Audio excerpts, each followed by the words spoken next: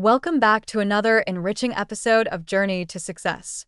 I'm Emily Carter, your host, and today we're diving into a topic that shapes every corner of our lives: building positive relationships. Joining us is an extraordinary guest, Dr. Matthew Sullivan, a relationship coach, best-selling author, and communication expert who's helped thousands foster connections that uplift and inspire. Matthew, it's an absolute joy to have you with us today. Thank you, Emily. I'm truly honored to be here and explore a subject that's not just about getting along, but about creating bonds that bring out the best in us and fuel our growth. I'm so excited to hear your wisdom. Relationships can be our greatest source of joy, but they also take work. Matthew, let's start with the big picture.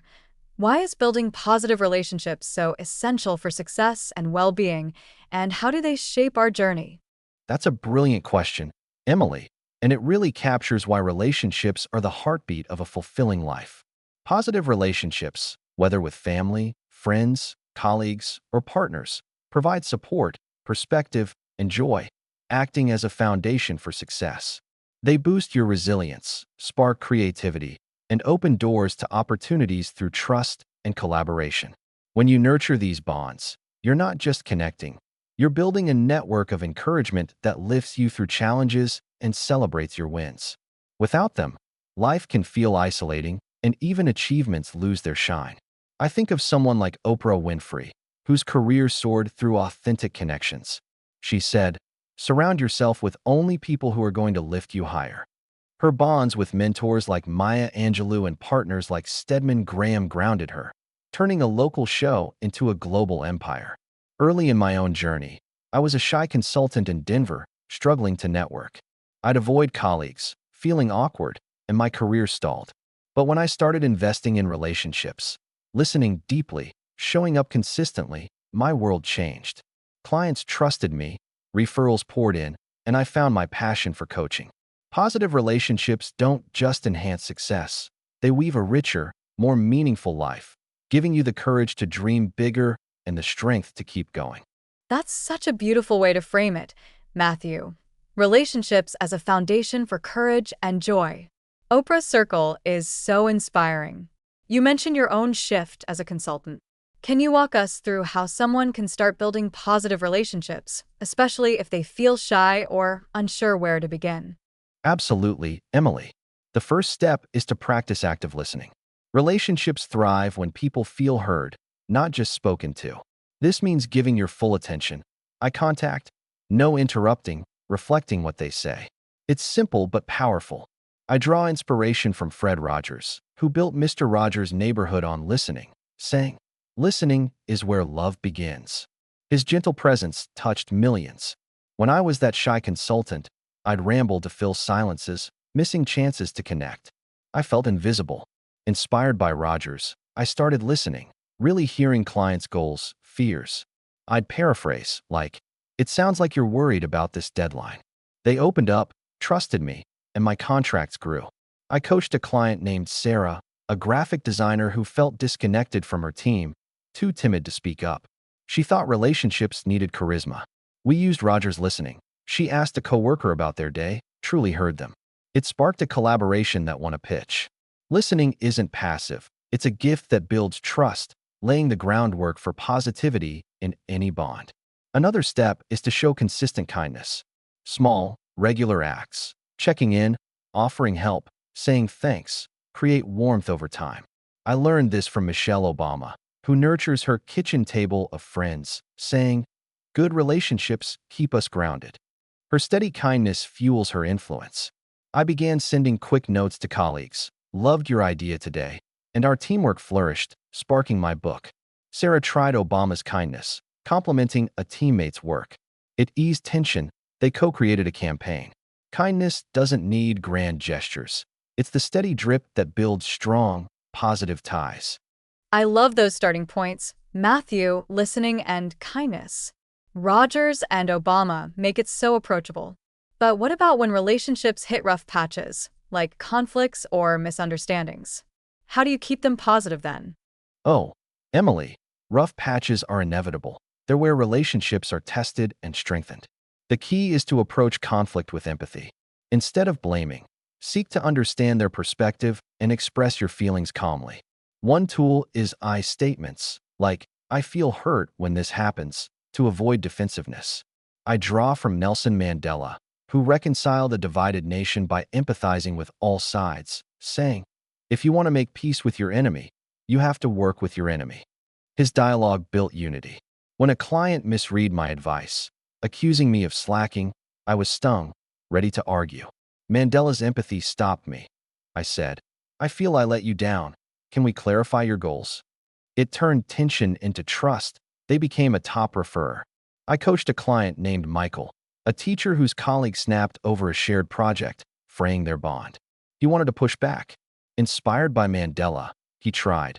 I feel confused about our roles. Can we talk? They realigned, co-teaching a hit class. Empathy in conflict doesn't mean agreeing. It means valuing the person, keeping the relationship positive. Another strategy is forgiving with intention. Holding grudges poisons bonds. Letting go frees you both. I learned this from Desmond Tutu, who led South Africa's reconciliation, saying, forgiveness is not weak. It's the strongest thing you can do. When a partner flaked on a workshop, I fumed, but Tutu's wisdom helped. I forgave, focusing on our shared goal. We rebuilt, launching a series. Michael forgave his colleague's outburst. Discussing calmly, they grew closer. Forgiveness and empathy turn rough patches into growth, deepening positivity. That's so profound, Matthew. Empathy and forgiveness as relationship glue. Mandela and Tutu's examples make it powerful.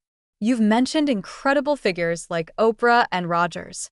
Are there other famous people whose relationship building inspires you? Oh, definitely, Emily. Positive relationships shine through so many lives. Take Abraham Lincoln, who unified his cabinet, rival politicians, by valuing their input, saying, I destroy my enemies when I make them my friends. His humility saved a nation. When my team clashed over a project, I leaned on Lincoln, asked each member's view, built consensus. We delivered early, and my coaching grew. I coached a client named Olivia, a chef whose staff argued. Lincoln's unity led her to hear everyone. Her kitchen thrived, earning stars. Another is Serena Williams, who fosters bonds with coaches and family, saying, we're stronger together. Her support system fuels her 23 Grand Slams. When I doubted my network, Serena's teamwork inspired me to host dinners. My referrals doubled. Olivia, inspired by Serena, bonded with suppliers, securing deals. Her restaurant boomed. Then there's Malala Yousafzai, who built alliances for education despite threats, saying, one child, one teacher, one book can change the world. Her connections earned her a Nobel. I coached a client named Ethan, a writer whose isolation hurt his work. Malala's outreach led him to join a critique group. His novel sold. These icons show relationships aren't luck. They're built with intention, lifting everyone. Those stories are so uplifting, Matthew. Lincoln, Serena, Malala, they show connection strength. What about toxic relationships? People who drain or disrespect? How do you handle those while staying positive? Toxic relationships are tough. Emily, they sap energy and cloud your light. The key is setting healthy boundaries. You can stay positive while protecting yourself. Limit contact, clarify expectations, or, if needed, step away. One tool is assertive communication. State your needs calmly, like, I need respect in our talks. I draw from Brené Brown, who says, clear is kind. Her boundaries fuel her leadership. When a colleague gossiped, draining me, I used Brown's clarity. I'd prefer we focus on work, and shifted our dynamic, preserving positivity. I coached a client named Rachel, a nurse whose friend criticized constantly. Brown's approach helped Rachel say, I need support, not judgment. It eased tension, saving the bond. Another strategy is focusing on your growth. Toxicity can't dim you if you prioritize your values. Choose relationships that align. I learned this from Maya Angelou, who cut toxic ties, saying, when someone shows you who they are, believe them. Her focus on self-respect birthed her art. I left a draining group, joining a mastermind, my coaching sword. Rachel limited time with her friend, joining a book club. Her confidence grew, boosting care. Boundaries and growth don't reject others. They honor you, keeping positivity alive. That's so empowering, Matthew. Boundaries and growth as positivity's shield. Brown and Angelou make it clear. How do we sustain positive relationships long term, especially when life gets busy or distance grows? Sustaining relationships is like nurturing a garden. It thrives with steady care, even through chaos. One habit is regular check-ins. Schedule time, calls, coffees, texts, to stay connected no matter the rush. I learned this from Tony Robbins, who nurtures bonds weekly, saying, "The quality of your life is the quality of your relationships." I text a friend daily. My network's my rock. I coached a client named Anna, a lawyer whose friendships faded amid work. Robbins' check-ins led her to call one pal weekly. She rebuilt ties, easing stress. Another key is celebrating others' wins. Share their joy, big or small, to deepen bonds. Ariana Huffington cheers her team, saying, "Success is not a solo sport." I toast clients' milestones. My workshops grew. Anna celebrated a colleague's case, strengthening trust. She led a firm project. Celebration cements positivity. Also, adapt with change. Distance or life shifts don't end bonds if you adjust. Zoom, letters, quick visits. Viktor Frankl stayed connected in hardship, saying, "Love is the ultimate and highest goal." My virtual group keeps me grounded. I coached a client named Mark, a salesman whose move isolated him. Frankel's love led him to video chats. His deals soared. Adaptation keeps bonds alive. Finally, anchor to mutual purpose. Shared goals, support, growth, sustain ties. Martin Luther King Jr. united for justice, saying, "We are caught in an inescapable network of mutuality." My purpose, uplifting, binds my circle. These habits, check-ins, celebration, adaptation, purpose, build relationships that endure any season. Those are such vibrant tools, Matthew. Robbins' check-ins, Huffington's cheers, King's mutuality. It's a blueprint for connection. As we close, what's one final piece of advice for listeners ready to build positive relationships today? My biggest advice is to reach out with one kind act now. Relationships grow from a single, heartfelt step. Think of Desmond Tutu, who connected through small gestures, saying, "Do your little bit of good where you are." For me, it was that first note, sparking a life of bonds. One last story. I coached a single mom named Lauren, a cashier who felt alone, too shy to connect. We looked at Abraham Lincoln, who befriended rivals, saying, "Am I not destroying my enemies when I make them my friends?" Lauren smiled at a coworker daily. It led to lunches, a promotion, and mentoring kids. If Lauren can connect, so can you. Pick one act today, text a friend, listen deeply, say thanks. That step builds a life rich with positivity. What a beautiful way to close, Matthew. Lauren's story, alongside legends like Tutu and Lincoln, shows connection is for everyone. Thank you for sharing such profound wisdom and practical steps.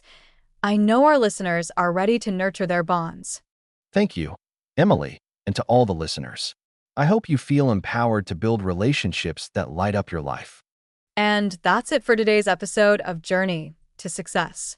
If this conversation warmed your heart, and I'm certain it did, please hit that subscribe button to catch every uplifting episode. Share this with someone ready to connect, and join us next time for more insights to fuel your journey. Until then, keep building bonds that lift you higher.